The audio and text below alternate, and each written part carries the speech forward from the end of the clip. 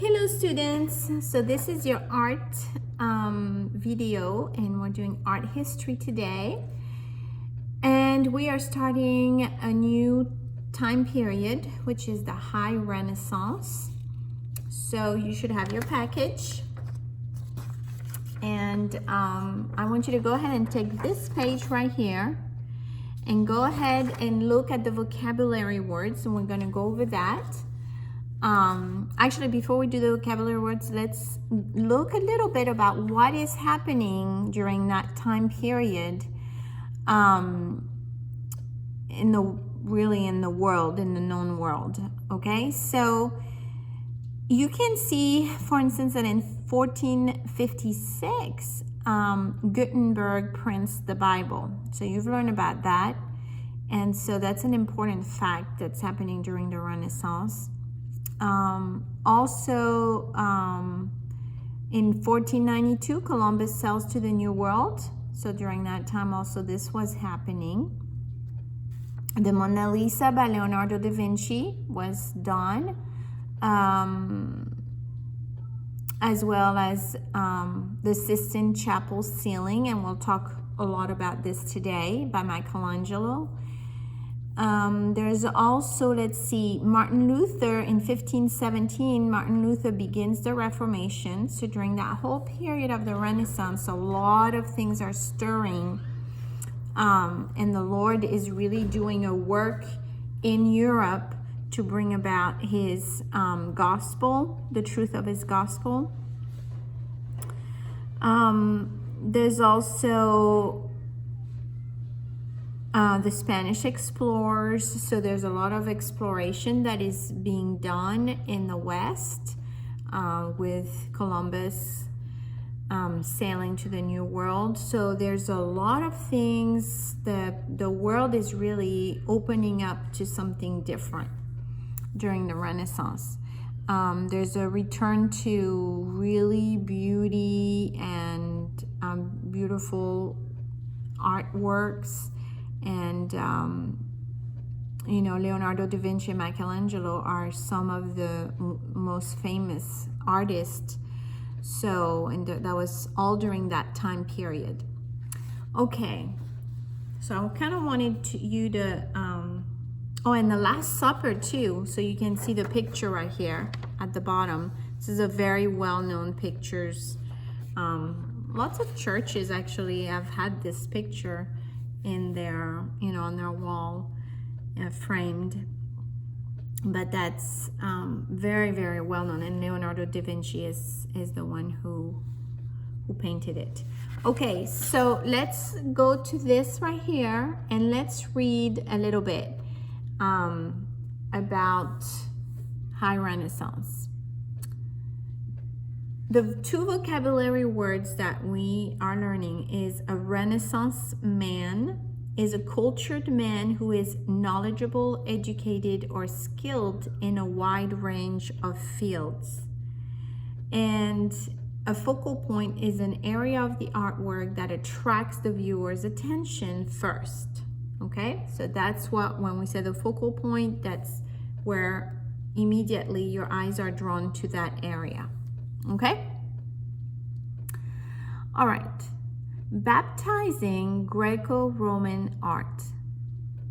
While Christopher Columbus and other explorers were discovering the New World, the Renaissance was reaching its peak in the works of Leonardo, Michelangelo, and Raphael, who is, his real name is Raffaello Sanzio da Urbino.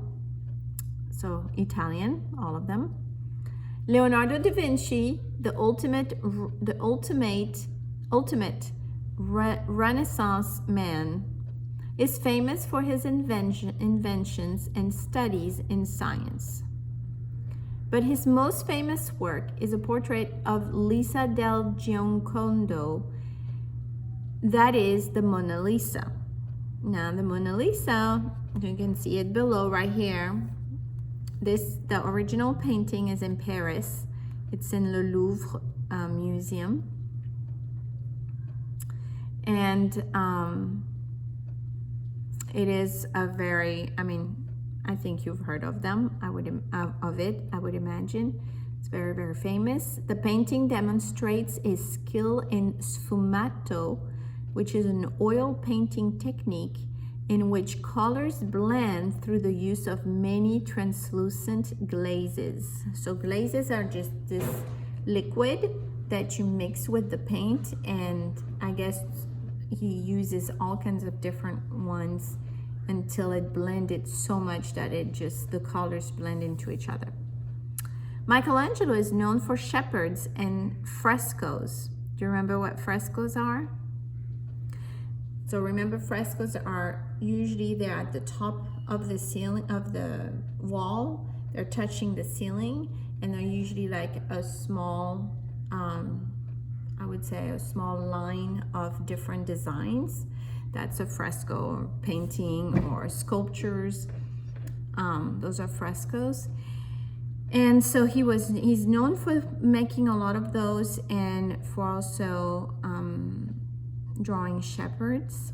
But he thought his statue of Moses in the front, this is Moses, which I think is pretty cool statue, and he thought this was among his best works. The arms of Moses show power, but he is seated peacefully like the prophets on the ceiling of his famous Sistine Chapel. So the Sistine Chapel is in Italy, and the whole ceiling, and there's a picture of that I'll show you in a minute, but the whole ceiling has been painted. And so he painted actually laying down, hanging on cots from the ceiling, and he just painted laying down, and that's not easy. And so he painted this whole Sistine Chapel, which is huge. And he did an incredible work. Okay, so the horns on his head, you see the horns on his head, on Moses' head, represent the glory of God shining from his face as described in Exodus 34:29. So if you have your Bible, go ahead and grab it. Go to Exodus chapter 34 and go to verse 29. And I'm going to read it out loud. Okay. So Exodus at the beginning of the Old Testament, chapter 34, verse 29. Moses came down from Mount Sinai. He had the 2 tablets of the covenant law in his hands. His face was shining because he had spoken with the Lord. So, instead, it would be hard to make his face radiate, on the sculpture. So instead, the symbol is the horns. That's the symbol of the glory shining on, the glory of God shining on it from his face. At the age of 25, Raphael was hired, so that's one of the other artists of the Renaissance. Raphael was hired to paint the wall in the Pope's personal library. His famous fresco, The School of Athens, symbolizes the combination of worldly and spiritual thinking, capturing in paint the classical ideas of the Renaissance. So you can check that out if you want to. The School of Athens by Raphael. So that's another piece of art. All right. So I want you to right now work on your worksheets. So you have this one, and actually right here it shows you the School of Athens. So you can actually see it right there. This is really beautiful. Look at the perspective. Look at the focal points. Which would say is the focal point? I would say this group right here. It's very colorful. The colors are really bright compared to the dull colors all around. Right? And they're, of course, in the center.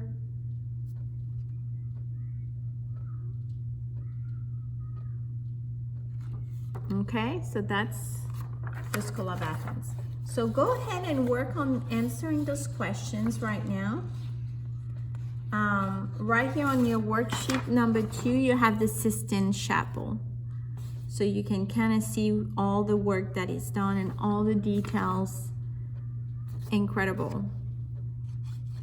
Okay, so this is the Sistine Chapel. So go ahead and work on that. And then when you're done working on the worksheets, I will talk to you about this. So Mr. Plumley can pause right now and let you fill out your worksheets. Okay. So now this is your activity. Color this detail from Michelangelo's grand fresco, The Last Judgment. So this represents Jesus right here. This is Jesus being represented, and this is Jesus being represented. The whole Sistine Chapel, the whole painting on the ceiling was representing the day of judgment, right? It's called the Last Judgment. So it's representing all the souls that are going up to heaven and all the souls that are going up to hell, and even has like the demons represented that are pulling all the soul to them, and then on the other side all the angels. And actually there's a place in the Sistine Chapel that Michelangelo represented himself being taken up by an angel, not a demon. So, but anyways, this is Jesus, and he's of course at the center of the Sistine Chapel, and this is Mary. Now Jesus, Mary, his mother. Now this is Jesus represented as being very strong. He looks very different than most Jesus that are represented that we hear about, right? He doesn't have the beard. And the reason is because Michelangelo was, there was this, the Greek influence that showed that men in his most prominent and most, the strongest look of a man is when he's not a man that has a beard. And during that time, that was the Greek influence. And so he wanted to represent Jesus as being like that. So that's why he did not put a beard on him. And also he made him really muscular, which, I don't know if you remember the Greek timeline period is, making all these statues of strong men. And then there was also the original, actually, that he had painted was Mary pleading to Jesus for the souls. But Michelangelo changed that because he thought, well, actually, this is not quite the truth, because it's already been decided who will go to heaven and who will go to hell. So there's no need to be praying at this time anymore. So she's more in a, accepting Jesus's decisions. So that's kind of what this represents. Now you notice that they have lots of, and if you look at the Sistine Chapel, all of their body parts are covered with cloth. Originally, though, it wasn't. And that caused a lot of controversy. A lot of people did not like that. He wanted to just show how the way that we were born is the way that we will be taken back to heaven. That, naked we came in, naked will be taken up there. And so that's the reason why he represented everybody naked. But it was very uncomfortable for a lot of people, and they did not like that.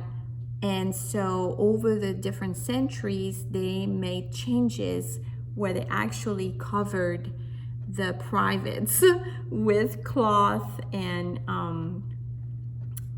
different things like that. So what I want you to do is I want you to grab some really good quality colored pencils, and I want you to work at coloring, but I want you to color in a way that is really nicely done. I want you to, you know, bear where it's darker and do it lighter, you know, lighter, like don't bear so hard when it's lighter, and even add a little bit of black or a little bit of gray where there is shadowing. So I want you to really pay attention to the original to kind of see how it is colored, and I want you to do a really good job. So take your time. You have about a week to finish that. So work a little bit on it every day. You can take it home, and you can just work on it, you know, listening to music or something, but just do a really good job, like apply yourself. I want it to look really nice. Okay, so that will be your activity for this week, and that will be it for the activity. So next week we'll go on to the next lesson, and there will be a bigger project. Okay, you also have this right here, this review. So what I want you to do is I want you to find the title, the artist, the date, and the movement. And I want you to find it in your past lessons. I want you to find these pictures. And if you don't, then you can come and see me. I can help you with them. But I want you to learn what the name of the actual painting or sculpture, what is the name, who made it, what is the date, around what time it was made, and during what movement. So, you know, is it High Renaissance? Is it Celtic? You know, is it Romanesque? So you have to know that by looking back into your previous lessons and getting all the information. Once you have filled this out, I want you to learn it by heart, because I'm going to give you another paper just like this next week, and I want you to fill it out by memory. Okay, so you need to work on it this week, find out all the information. If you're missing something, let me know and I can help you, but I want you to do your research. Okay, and then at the beginning of next lesson I will give you this page again, and this time I want you to do it by memory, so you'll have to know that. Okay, so that's your work for this week for art, and that is it. So I hope you enjoyed it, and we'll talk soon.